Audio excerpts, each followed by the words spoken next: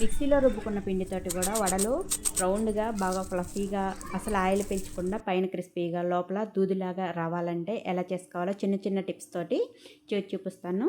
First 2 గంటల పాటు నానబెట్టుకున్న మినపగుళ్ళని వాటర్ ఏమి రాకుండా మిక్సీ జార్లోకి వేసుకొని రుచి సరిపోని ఉప్పు కొద్ది కొద్దిగా నీళ్ళని వేసుకుంటూ పిండిని కొంచెం గట్టిగా మెత్తగా మిక్సీ పట్టేసి గిన్నెలో తీసి పెట్టుకోవాలి. ఇప్పుడు ఈ పిండిని ఒక 5 నిమిషాలైనా కంపల్సరీగా ఇలా బీట్ చేసుకొని కొద్దిగా నీళ్ళలో ఈ విధంగా వేసామంటే పైకి ఇలా తేలాలి. ఇప్పుడు ఈ పిండిలోకి జీలకర్ర, కట్ చేసి పెట్టుకున్న ఉల్లిపాయ, పచ్చిమిర్చి, కరివేపాకు, కొత్తిమీర వేసుకొని కలుపుకొని పెట్టుకోవాలి.